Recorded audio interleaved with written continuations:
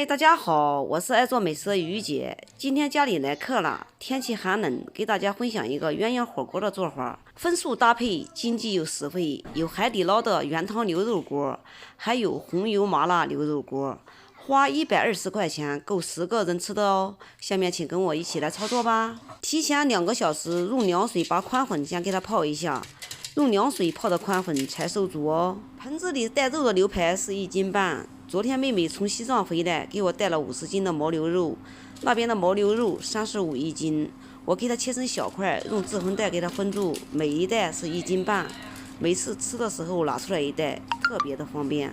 牛肉用温水随便给它洗一洗，水烧开后，给它大火给它焯一下水，焯水的目的就是去膻去腥味，然后再给它洗一下，去掉上面的血沫。锅里重新加清水，放几颗花椒，再放1把小葱，再放几颗姜片，再放一点点的盐。把焯过水的牛肉重新洗干净后，再倒回锅去，再加一点点的料酒，盖住盖子，大火给它煮开。煮开后，撇掉上面的糊沫，转小火炖1个小时。1个小时后，把海底捞的菌汤料全部都给它倒进去，然后再煮半小时就可以了。这个是干香菇，给它剪开倒进锅里。这个是料包，也给它放进锅里。这个是汤料，剪开以后全部倒进锅里。最后再切点胡萝卜，给它放在一起，再炖半个小时就可以了。趁着炖汤的时间，我们把菜给它摘一摘，清洗一下。今天买的菜有鸭血、蒜苗、黄心菜、花菜、大白菜，还有白玉菇、香菇、豆筋、贡丸等。全部配菜加起来50来块钱，现在全部都给它摘一摘，清洗一下。白玉菇很嫩，给它切掉一点点，上面的给它掰开，再用清水给洗干净，放入盘中备用。黄心菜、大白菜还有花菜都已经洗干净了，把花菜给它切一切，放在盘子里备用。蒜苗随便给它切2刀，也给它放在盘子里备用。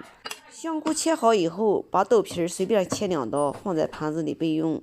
下面把鸭血也给它切好，放在盘子里备用。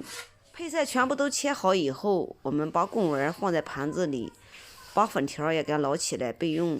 全部配菜做好以后，给它端在桌子上，等一会儿在吃的时候一边吃一边煮就可以了。全部端上去以后，下面我们来开始做鸳鸯锅。锅烧热以后，打少许的油。这是我们提前准备好的大红袍麻辣火锅底料，一袋是5块钱，用1半就可以了。喜欢吃辣的也可以把它全部加进去。今天我做的是微辣锅，所以就放了1半。火锅底料下进锅里，油温不能过高，过高炸糊就不好吃了。用温油把火锅底料化开就可以了。然后再把我们炖好的牛肉汤给它加进锅里，我们的红油麻辣火锅就做好了。再次给它烧开，倒入我们提前准备好的鸳鸯火锅里，把另一半倒入原汤，我们一个鸳鸯火锅就做好了。想吃什么烫什么，特别的方便。冬天里面吃个火锅，热乎乎的，经济又实惠，有空你也试试吧。好了，今天的视频就给大家分享到这里吧。我是于姐，如果你喜欢我的视频，请不要忘记关注我哟。感谢您的观看，我们下期再见啦。